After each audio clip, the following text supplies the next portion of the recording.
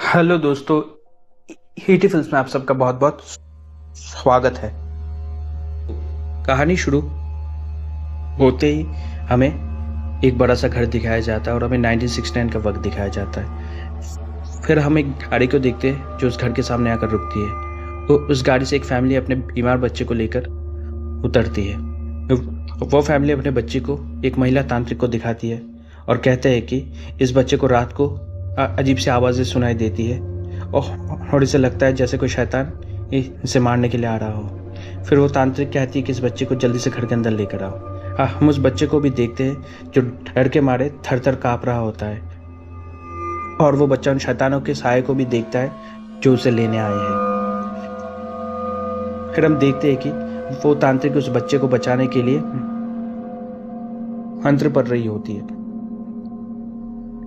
कि तभी दरवाजा खोलकर वो शैतान अंदर घुस जाते हैं और उस बच्चे को उठाकर ऊपर से नीचे जमीन पे फेंक देते हैं। फिर ऊपर से वो तांत्रिक उस बच्चे को भागने के लिए कहती है कि तभी जमीन फटकर वो शैतान उस बच्चे को उस जमीन के अंदर खींच लेते हैं और वो तांत्रिक ऊपर से ये सब देख रही होती है, पर वो उस बच्चे को बचा नहीं पाती है और वो बच्चा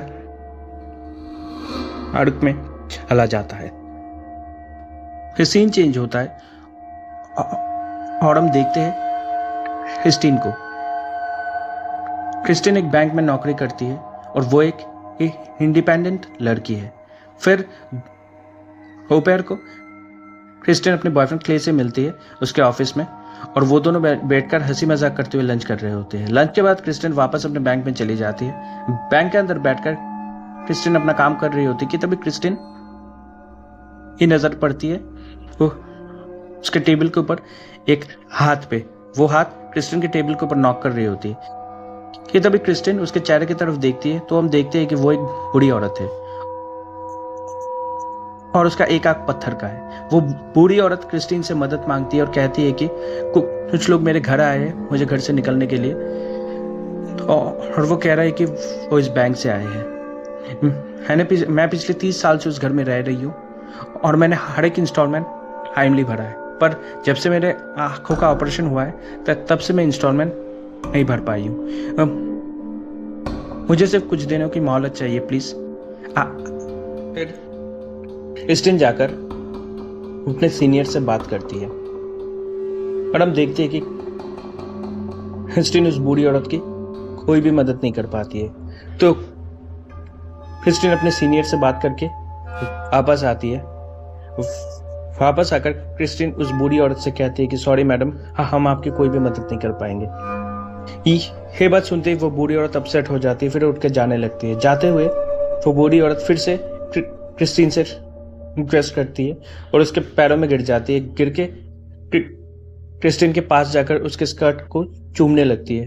तो क्रिस्टीन जल्दी से बैंक के सिक्योरिटी को बुलाती है तो वो सिक्योरिटी आकर उस बूढ़ी औरत को बैंक से बाहर निकल जाने के लिए कहते हैं। और उस बूढ़ी औरत को लगता है कि क्रिस्टीन ने सबके सामने उसका अपमान किया, तो वो बूढ़ी औरत क्रिस्टीन के ऊपर भड़क जाती है और उसे मारने के लिए आगे बढ़ती है और वो सिक्योरिटी उस बूढ़ी औरत को पकड़कर बैंक से बाहर निकाल देते हैं। फिर शाम को बैंक की छुट्टी हो जाती है तो क्रिस्टीन अपने घर के लिए निकल जाती है। क्रिस्टीन अपने पार्किंग लॉट में आती है। पार्किंग लॉट में आकर क्रिस्टीन देखती है कि उस बूढ़ी औरत की गाड़ी भी उसी पार्किंग लॉट में खड़ी है।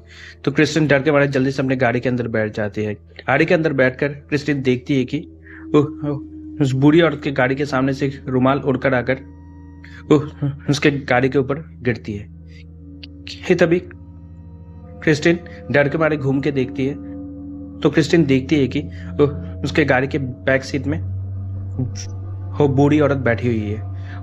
उस बूढ़ी औरत को देखकर क्रिस्टीन डर जाती है। तभी वो बूढ़ी औरत क्रिस्टीन के बालों को पकड़कर उसे जोर से खींचती है। तो क्रिस्टीन को जोर का दर्द होता है तो क्रिस्टीन उस बूढ़ी औरत के आंखों में स्टेपलर से स्टेपल कर देती है। तभी वो बूढ़ी औरत क्रिस्टीन के ऊपर फिर से हमला करती है और उसे मारने की कोशिश करती है। तो क्रिस्टीन उसे फिर से छुड़ाती है और वो बूढ़ी औरत फिर से उसके ऊपर हमला करती है और क्रिस्टिन को अपने दांतों से काटने की क्रिस्टिन उस बूढ़ी औरत को लात मार के गाड़ी से बाहर फेंक देती है। फिर हम देखते हैं कि वो बूढ़ी औरत फिर से उठती है क्रिस्टिन के ऊपर हमला करने के लिए, तो क्रिस्टिन जल्दी से गाड़ी का दरवाज़ा बंद कर देती है और वो बूढ़ी औरत गाड़ी का दरवाज़ा खोलने की कोशिश करती है पर वो खोल नहीं पाती है। फिर तभी कोशिश करते करते वो बूढ़ी औरत नीचे गिर जाती है, तो क्रिस्टिन को लगता है कि शायद वो बूढ़ी औरत बेहोश हो गई है। ही तभी वो बूढ़ी औरत एक बड़ा सा पत्थर लेकर उठती है और गाड़ी के कांच को तोड़कर क्रिस्टिन को पैरों से पकड़कर खींचकर बाहर निकालती है। फिर आगे बढ़कर क्रिस्टिन के स्वेटर से एक बटन को फाड़ती है और उस बटन को अपने मुंह के सामने ले जाकर वो बूढ़ी औरत उस बटन पे कुछ मंत्र बोलती है।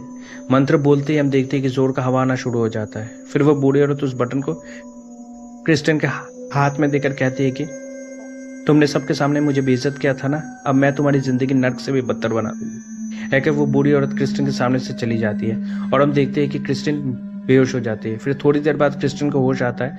क्रिस्टिन उठकर उस बूढ़ी औरत को इधर उधर उड़ने लगती है।